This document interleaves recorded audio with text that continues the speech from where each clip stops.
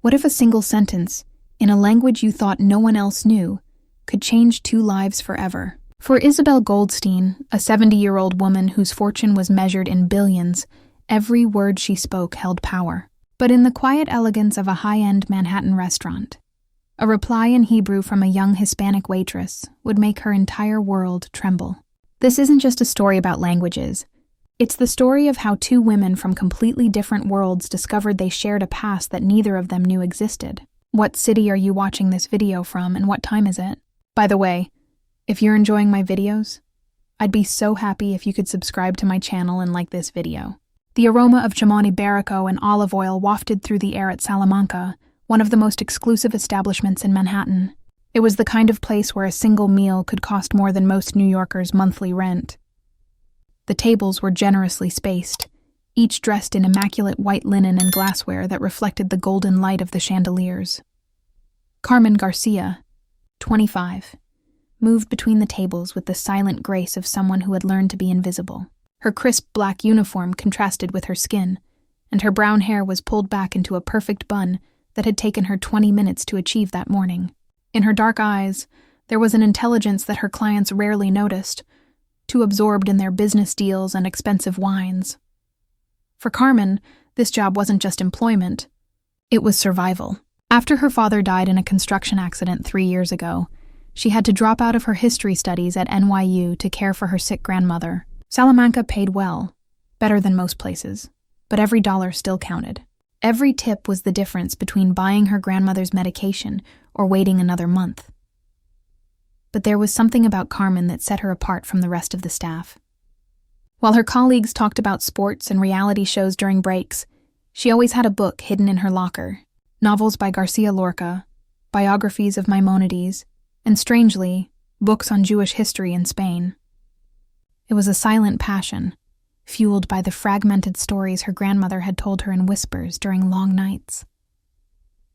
Garcia. "Table 2 needs more water," yelled Miguel. The maitre d' from the dining room entrance, Carmen nodded, filled a crystal pitcher with water and lime, and headed toward the table. As she approached, she observed the diners. It was a small group, but clearly prosperous. At the center of the table was an older woman, perhaps 70, dressed in a Chanel suit that probably cost more than Carmen's annual salary. Her silver hair was styled in perfect waves, and her jewelry, a pearl necklace, diamond earrings, a Cartier watch, spoke of generational wealth. Her icy blue eyes scanned the restaurant as if she owned it. Beside her sat a younger man, probably in his 40s, with the same aristocratic bearing. He had to be her son. His features were similar: the aquiline nose, the prominent chin, the expression of someone accustomed to being obeyed without question. But the one who truly captured Carmen's attention was the young woman sitting across from the older woman. She couldn't be more than 20, with curly brown hair and large eyes that looked uncomfortable. Unlike the others, she didn't radiate confidence. Rather, she seemed to want to disappear into her chair. Carmen approached discreetly, filling the glasses with the precision of years of practice. But as she served, she couldn't help but overhear the conversation at the table. They were speaking English, but there was something in the older woman's accent that sounded familiar.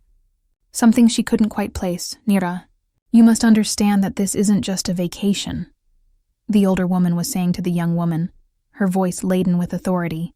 "You are here to learn about your roots, about what it means to be part of our family." The young woman, apparently named Nira, fidgeted nervously with her napkin. "But Grandma, I was born in Tel Aviv. Those are my roots." "Nonsense," the older woman exclaimed, and Carmen noted how her accent became more pronounced with emotion. "Your family was in Spain for 700 years, before we had to leave. This land is in your blood, even if you don't know it," the man intervened with a placating voice. "Mother, perhaps we could discuss this later. We're in public." The older woman, whom Carmen now assumed was Isabel, turned to her son with a fierce look. "Public? Are you ashamed of your history? Are you ashamed of who we are?" It was then that the conversation took a turn that made Carmen tense up. Isabel leaned forward and, lowering her voice, began to speak in a language Carmen recognized immediately. It was Hebrew, but but not the modern Hebrew she had heard in documentaries or movies. It was something older, more musical, mixed with Spanish words that sounded familiar, yet strange. Ayeldo, lombina klum, Isabel said, her eyes fixed on Nira. She doesn't understand anything. Look how these Americans stare at us, as if we were curiosities in a museum. Carmen felt her heart accelerate. She understood every word, but it wasn't just that she understood Hebrew. It was that she recognized the melody, the rhythm, the way certain Spanish words were naturally woven in. It was Ladino, the language of her ancestors, the language her grandmother had taught her in secret. Isabel continued, her voice now laced with disdain.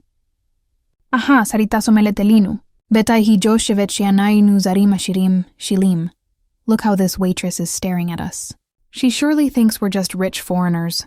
The words cut Carmen like a knife. Isabel wasn't just talking about her as if she were invisible. She was judging her, categorizing her, reducing her to a stereotype. But what hurt most was the tone of superiority. The assumption that a simple Hispanic waitress couldn't understand anything beyond taking orders and serving plates. Carmen finished filling the last glass, her hand trembling slightly. Every fiber of her being screamed at her to walk away, to ignore what she had heard, but her grandmother's words echoed in her mind. Ken I mi baze a ochirim, mi baze a atzmo. He who humiliates others humiliates himself. Slowly, Carmen looked up and met Isabel's eyes directly. When she spoke, her voice was soft but clear, filled with a dignity that years of working in service had not eroded. Im kol akavod, gveret, Carmen began, in perfect Hebrew with the same Sephardic accent Isabel had used. Aval ani lo rak meltzarit, ve'ani avanti kol mila she'amart. With all due respect, ma'am, but I am not just a waitress, and I understood every word you said. The silence that followed was absolute. Isabel's mouth fell slightly open, her face as pale as the tablecloth. David dropped his fork, the metallic sound echoing in the surreal silence. Nira looked between her grandmother and Carmen with wide eyes, but Carmen wasn't finished. Years of frustration, of being treated as invisible, of carrying the weight of a family legacy she barely understood. It all came to the surface. Ani gambat leam she gurash misfarad lifne jamesh meot shana. She continued, her voice stronger now. My family was also expelled from Spain 500 years ago. The difference is that some of us, our line, we've been here for centuries. Citizens who never stopped loving that first land. Isabel brought a hand to her chest, as if Carmen's words were physical blows. How is that possible? She whispered, this time in English. My grandmother, Carmen replied, switching smoothly to English but maintaining the intensity in her voice. She taught me the language of our ancestors, the songs Sephardic mothers sang to their children, the prayers they whispered in secret during the Inquisition. David finally found his voice. But that's impossible. The Jews who stayed in Spain were forcibly converted or they died. Some did, Carmen completed the sentence. Others hid. They kept the traditions in secret, passing them from generation to generation like buried treasures. My great-great-grandmother married a local farmer in New Mexico and never spoke Ladino in public again. But in private, in the kitchen at night, she taught the women of the family who we really were. Tears began to stream down Isabel's cheeks. They weren't tears of shame or frustration, but something deeper, more visceral. It was the recognition of something lost that had suddenly been found. What is your full name? Isabel asked, her voice now trembling. Carmen Garcia Mendoza, Carmen replied. But my grandmother always called me by my Sephardic name, Estrella. Isabel let out a sound that was part groan, part gasp. Garcia Mendoza. Your family, they are from Toledo? Carmen felt her world tilt. Yes. My grandmother always said our family had a house near the Santa Maria La Blanca synagogue. Before they were kicked out, Isabel finished. Estrella. Garcia Mendoza. That name is in my family's records. In the documents we carried when we fled to Istanbul. The restaurant around them seemed to fade. The other diners, the clatter of silverware, the distant conversations. It all became a dull hum. In that moment, only two women existed, one who had spent 70 years searching for her roots in museums and history books, and one who had carried those roots in her heart without fully knowing it. "How did your grandmother know Ladino?" Isabel asked, her voice barely a whisper. Carmen realized the other diners were starting to stare. Miguel, the maître d', was approaching with a worried expression. But right then, none of that mattered. Her mother taught her, who learned it from hers. Carmen explained. Each generation of women in my family has been the guardian of our secrets. When the Franco dictatorship ended, my grandmother thought she could finally speak openly about our history. But by then, the fear had become a habit. Isabel rose slowly from her chair, her legs trembling slightly. She approached Carmen, who instinctively took a step back. But Isabel didn't stop until she was close enough to touch Carmen's face with her shaking hands. Jamesh Meot Shana. 500 years. 500 years searching for you. 500 years wondering if anyone else remembered, if anyone else survived. Carmen felt Isabel's tears on her own cheeks and realized she was crying too. We were always here, waiting. Miguel finally reached the table, his face a mixture of confusion and professional concern. Is everything all right here? Do you need anything? Isabel turned to him, her regal composure gradually returning.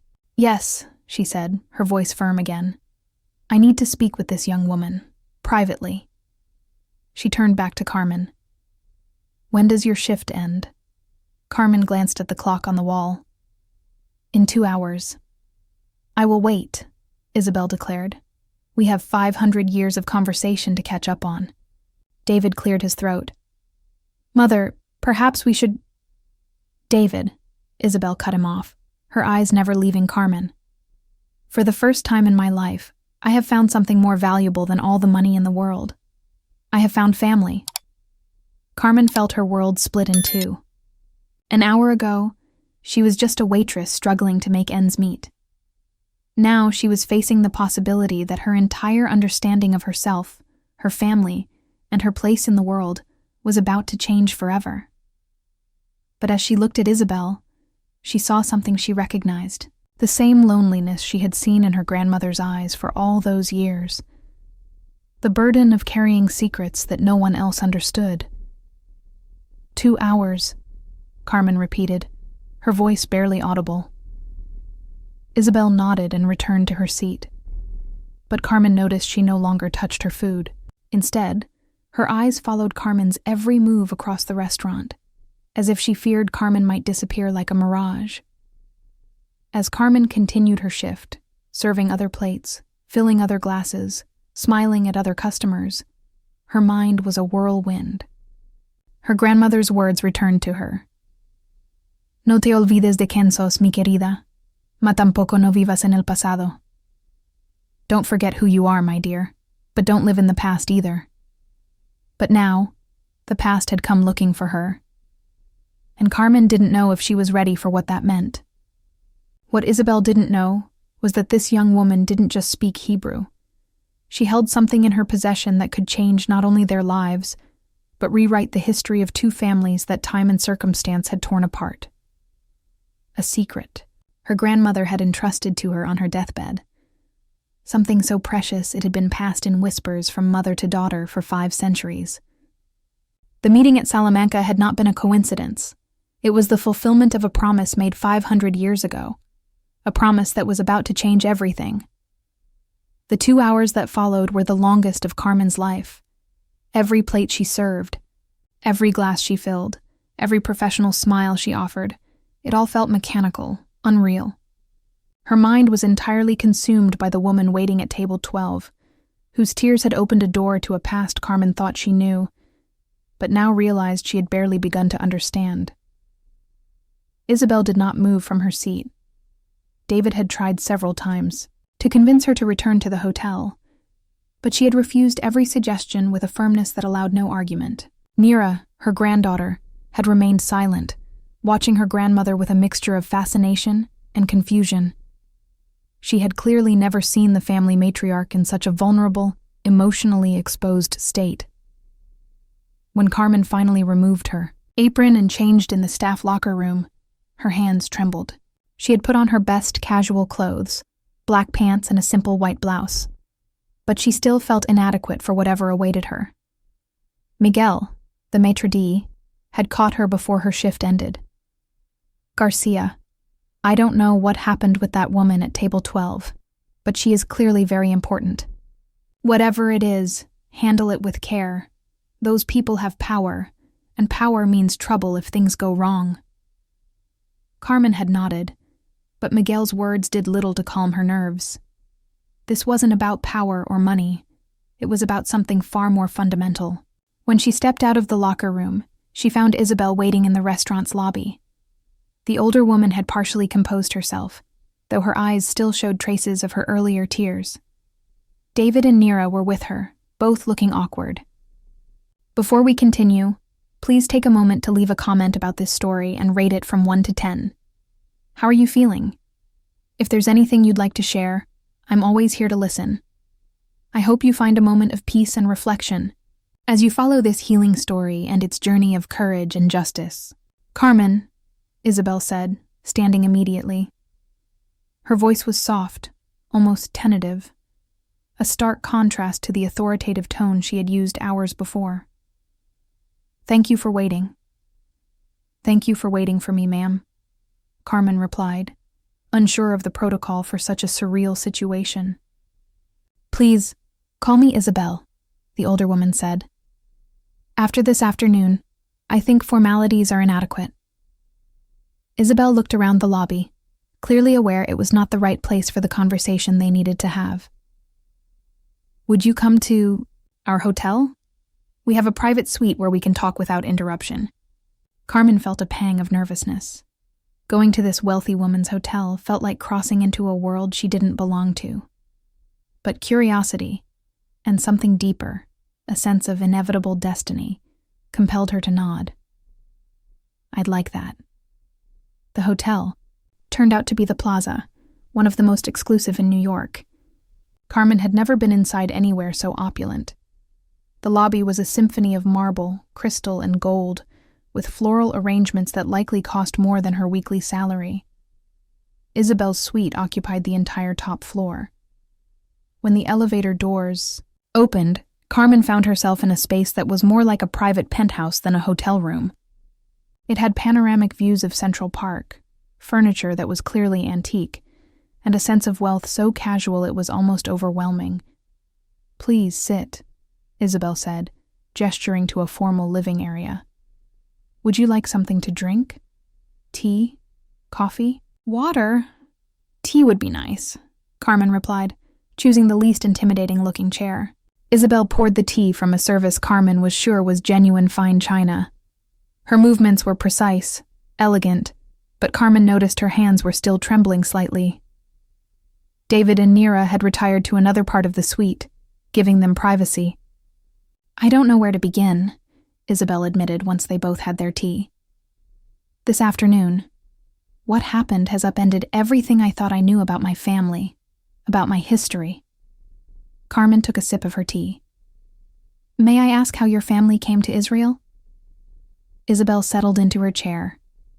"It's a story I've told many times, but it never gets easier." She began to speak, her voice taking on the rhythm of someone who had refined this narrative over years. "My family, the Goldsteins, didn't always have that name. In Spain, in Toledo, they were known as the Garcia Mendozas. The same Garcia Mendozas you mentioned this afternoon." Carmen felt her heart skip a beat.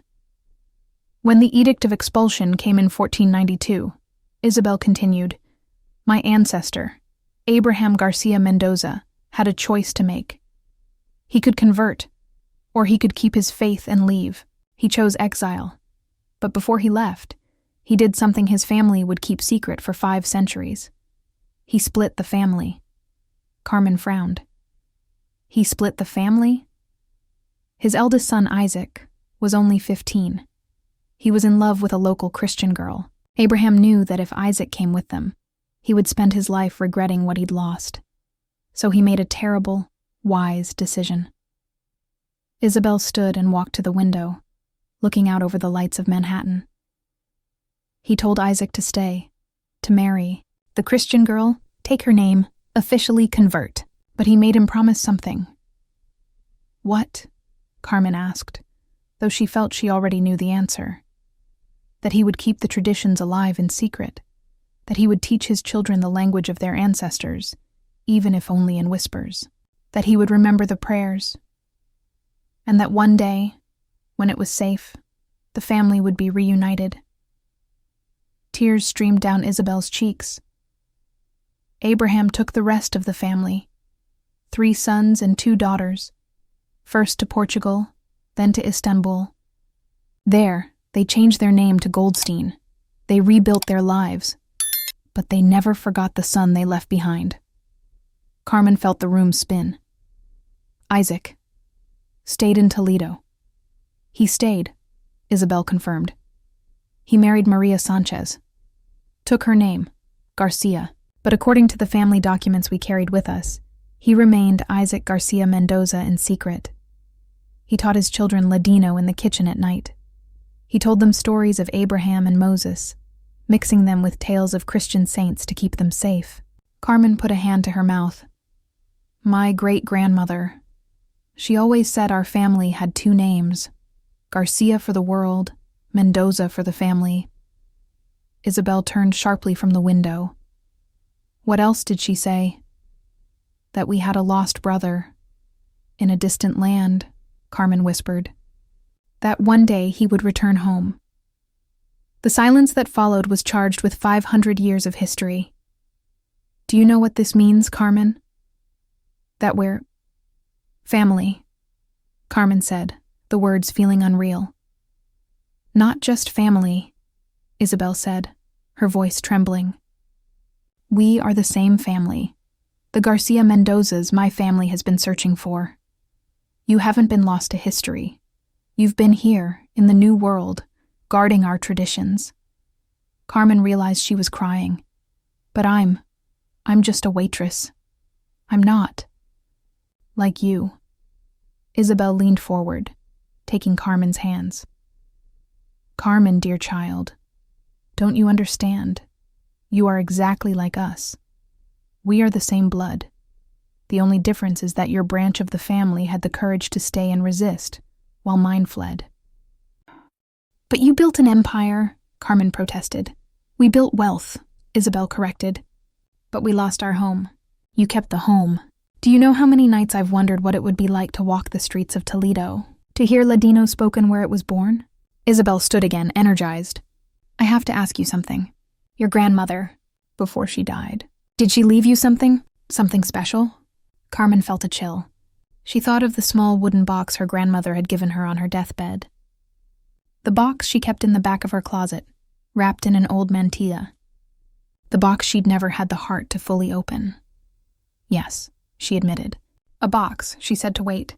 For the right time. Isabel's eyes widened. A small wooden box, with a Star of David carved on the lid? Carmen gasped. How do you know that? Because my family has been searching for it for 500 years, Isabel said, her voice urgent. When Abraham split the family, he didn't just split the people. He split a document, Carmen, a will. One half went with Isaac, the other half came with us to Istanbul. Carmen felt the floor tilt. A will? A will containing not only the complete family genealogy, but instructions. Abraham was a rich man. He had properties. When they left, they couldn't sell everything. They buried treasures. They created secret bank accounts with specific instructions for their heirs. Isabel walked to an elegant desk and returned with an object wrapped in blue silk. She unwrapped it, revealing a wooden box identical to the one Carmen had at home. This is our half, Isabel said. For 500 years my family has known that somewhere, another family held the other half. Together, they form a complete map of what Abraham left behind. Carmen felt the ground move. You're saying that my family, that I am saying that you are not just a waitress, Carmen, Isabel said. You are the heiress to a fortune that has been waiting 5 centuries to be claimed. You are the guardian of secrets that could change not only our lives, but the historical understanding of what truly happened to the Sephardic families who stayed. Carmen stood abruptly, feeling faint. This is too much. It can't be real. Do you want to go to your apartment right now? Isabel asked. Do you want to open that box together and see if I'm right? Carmen looked at Isabel, this woman who had appeared in her life like a storm. Part of her wanted to run, but another part, the part that had always felt something was missing. That part urged her to nod. Yes, she said finally. Let's go see what our ancestors saved for us. An hour later, the two women stood in Carmen's small apartment in the Bronx, a world away from the luxury of the plaza. Isabel looked around the modest space with genuine curiosity, not the disdain Carmen had feared. Your grandmother lived here with you. The last 2 years? Carmen said. Carmen opened her closet and pulled out the small wooden box. It was wrapped in a black lace mantilla that had to be at least 100 years old. This is all she left me, Carmen said, unwrapping it. When the mantilla fell away, Isabel gasped. The box was identical to hers. When they placed them side by side, they fit together perfectly, the carvings completing each other like a puzzle. Open them, Isabel urged. Simultaneously, they opened the boxes. Inside Carmen's were yellowed documents in Ladino, Old Spanish, and Hebrew. Inside Isabel's were similar documents. When placed together, they formed a complete map.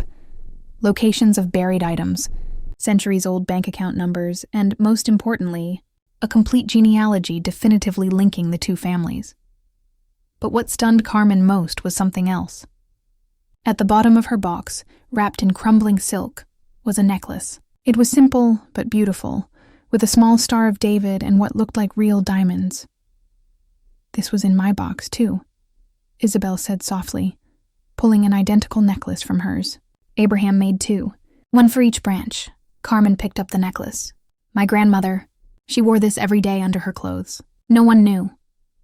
Mine has been locked away for 5 centuries, Isabel said, waiting for the day the families would be reunited. They looked at each other, two women separated by decades of age and worlds of experience, but connected by bonds stronger than time. What do we do now? Carmen asked. Isabel smiled, and for the first time it was a genuine smile. Now, Isabel said, we fulfill the promise Abraham Garcia Mendoza made 500 years ago. We bring the family back together. But the biggest secret was yet to come, because at the bottom of Carmen's box beneath all the documents was something else. A parchment that would not only change their personal lives, but have historical implications that would shake the academic and religious worlds. It was a document proving that the Sephardic families who stayed in Spain didn't just survive in secret. They had kept detailed records of everything that happened during the Inquisition. Records that could rewrite history. And Carmen, the waitress, was about to become the guardian of one of the most important historical secrets ever discovered. The document Carmen unwrapped was unlike anything she had ever seen. The parchment was thick, creamy yellow with age. The ink, though faded, was legible, written in a mix of Hebrew, Ladino, and Old Spanish. Isabel leaned closer. My God, she whispered. Do you know what this is? Carmen shook her head, though the document felt like it was pulsing with importance. It's a record, Isabel said. A detailed record of what really happened during the Inquisition. Names, dates, locations. This isn't just our family's history, Carmen. This is the secret history of all the Jews who stayed. Carefully, Isabel began to translate passages. It says here, in the year 5252, 4092, the great sorrow began. But not all of us left. Isaac, ben Abraham, stayed, as was agreed, to guard the sacred fire until it was safe to light it again. Isabel paused, tears streaming freely. And here, those who stayed created a network. Safe houses, codes, signals. They kept records of everything. Who was tortured? Who was forcibly converted? Who died maintaining their faith in secret? Carmen's breath quickened. You're saying our ancestors didn't just survive. They documented everything. More than that, Isabel said, her eyes shining. They were secret chroniclers. Historically, the world has assumed the families who stayed simply vanished. This document proves they maintained their identity, their traditions, and, most importantly, bore witness. Isabel continued reading, then stopped abruptly, her face paling. What is it? Carmen asked. Isabel read silently, her eyes scanning the ancient text. When she finally spoke, her voice was a whisper. There's something else here, something I never expected. She looked at Carmen, her eyes filled with awe and shame. My family, the Goldsteins, we weren't just victims in this story. What do you mean? Isabel sat down heavily on Carmen's small sofa. For 500 years, my family comforted ourselves with the thought that we were noble exiles. But according to this document, Abraham didn't just split the family to protect Isaac. He did it because he already knew there would be opportunities in exile. He had connections, business plans, trade routes waiting. That doesn't sound evil, Carmen said. It sounds smart. It's not evil, Isabel agreed. But it means that while Isaac and his descendants stayed here, enduring centuries of secret persecution, risking their lives, my branch of the family prospered. We built fortunes in Istanbul, then London, finally in Israel. While you suffered, we thrived. While you kept the dangerous secrets, we enjoyed freedom. Carmen began to understand. You feel guilty. I feel more than guilty, Isabel admitted. I feel ashamed. This afternoon, in the restaurant, I treated you exactly as the Spanish Christians treated our ancestors. I looked at you and saw only a servant, someone inferior. Isabel walked to the small apartment window, looking out over the streets of the Bronx. But you are the true heir to our tradition. Your family paid the real price. Carmen approached her. Isabel, you can't blame yourself for decisions made 500 years ago. No, Isabel turned, her eyes defiant. But I can blame myself for this afternoon. I saw your simple clothes, your service job, and I assumed you were less than me. Carmen felt the sting of those cruel Hebrew words again, but she also felt compassion. But you apologized, and you're here, in my home, treating me like family. It's not enough, Isabel insisted. I need to do more. She turned fully to Carmen, her posture rigid with determination. Carmen, I want to propose something, but first, you need to understand what this document means. She pointed to the parchment. According to these records, your family didn't just keep traditions. They kept locations. There are maps here, Carmen. Maps of where secret Sephardic families buried their treasures, their sacred books, their records. Carmen's world tilted again. Treasures? Not just gold, books, manuscripts, things of incalculable historical value. For 500 years, the families who stayed have been guarding these secrets. That day has come, Carmen. But you can't do this alone, and I can't do it without you. Do what exactly? Isabel took a deep breath. I want us to be partners, equal partners. I want to use my resources, my money, my connections, to help you reclaim everything your family has been guarding. But more than that, I want us to work together to tell this story to the world. Carmen frowned. I don't understand. Isabel's energy grew. Imagine a foundation, a research center, a museum, a place where the secret Sephardic families of the world can finally tell their stories without fear, where documents like this can be studied, where the full truth of the Inquisition can finally be known. Carmen sat down slowly, overwhelmed. But I'm not an academic. I'm not a businesswoman. You don't need to be, Isabel interrupted. You are something more valuable. You are authentic. You are the living connection to this history. People will listen to you in a way they will never listen to me. Isabel knelt in front of Carmen, taking her hands. But there is one condition, and it is non-negotiable. What? This must be a true partnership. 50-50 in everything. Carmen's head spun. Isabel, that's impossible. You have billions. I can barely pay my rent. Exactly, Isabel insisted. My money, without your authenticity, is just another rich woman's vanity project. Your story, without the resources to tell it, gets lost to silence. Isabel stood, pacing the small apartment. Think of it, Carmen. We could establish the center here in New York, but also in Santa Fe, New Mexico, where your family's story in this country began. We could create educational programs, sponsor research, help other families rediscover their own lost histories. She stopped in front of Carmen. But most importantly, we could ensure that what your grandmother taught you is never lost again. Carmen looked around her small apartment, at the faded walls and worn furniture. Then she looked at the document in her hands. And finally, she looked at Isabel, and, my job at the restaurant? Isabel smiled. Carmen, if we do this right, you will never have to serve another table in your life. Unless you want to. Carmen felt a laugh bubble up, a mix of hysteria and hope. This is insane. The best things usually are, Isabel agreed. What do you say? Carmen thought of her grandmother. Of all the women who had guarded these secrets, my grandmother always said, God doesn't put burdens on our shoulders we can't carry. Isabel waited. Yes, Carmen said, her voice growing stronger. Yes, let's do it. But on one condition of my own. What is it? Carmen stood, feeling taller than she ever had before.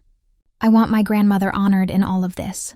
Her name, her story, her sacrifice. She died not knowing this day would come, but she made it possible.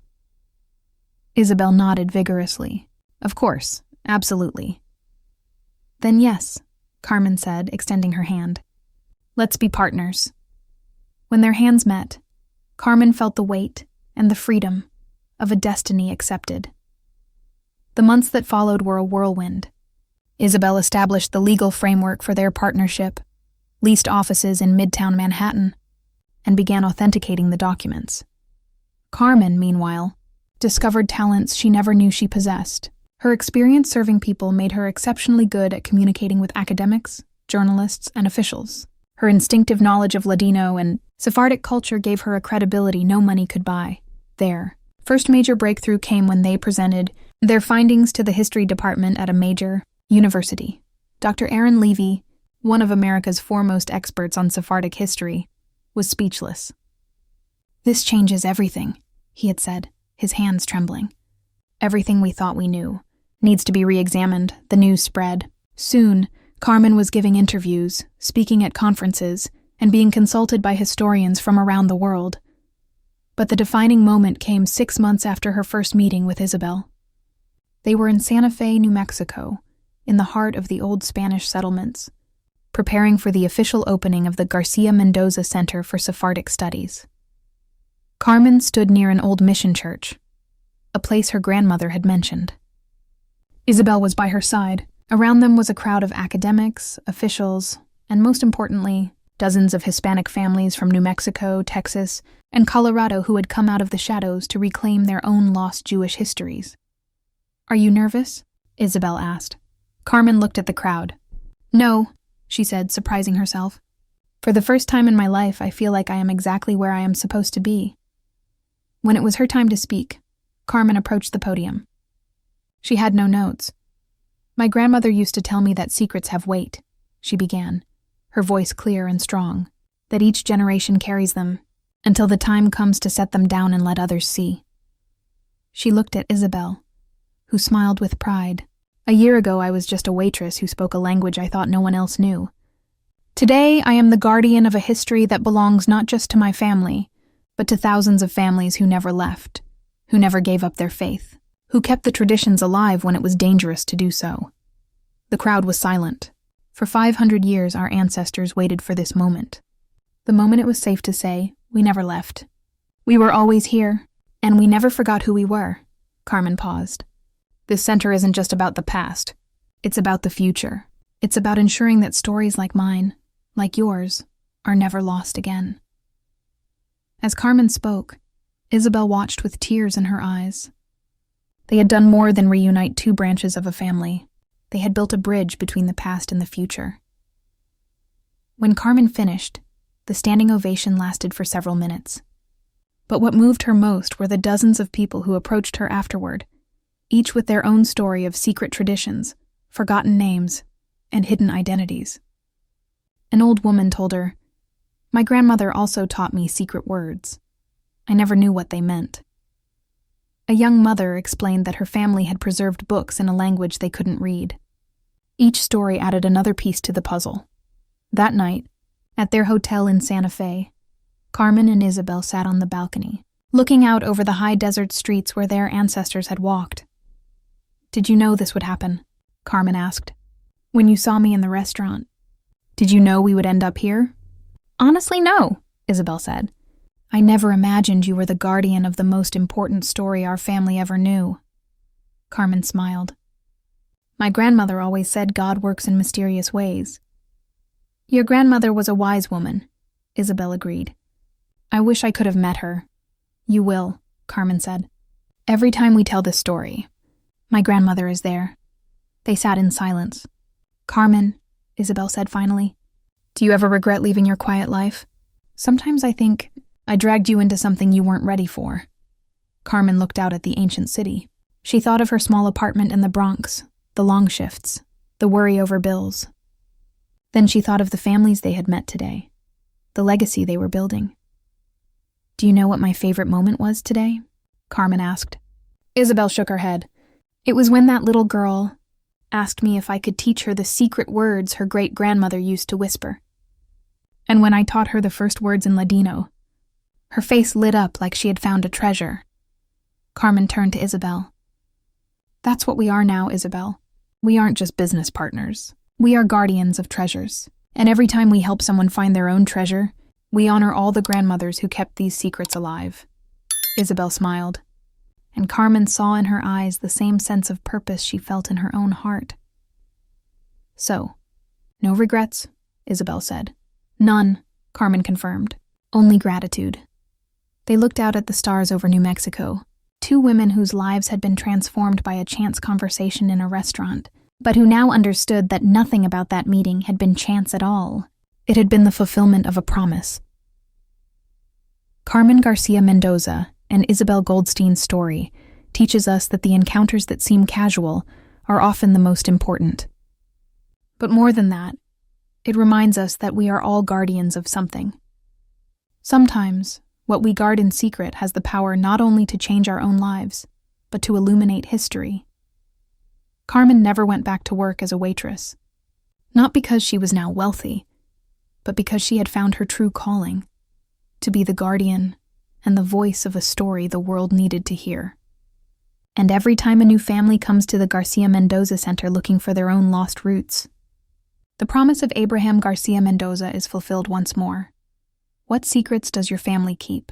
What stories are waiting to be told? Sometimes the most extraordinary thing is hidden in the ordinary. Sometimes, a simple waitress who speaks a secret language turns out to be the guardian of the most important story ever told.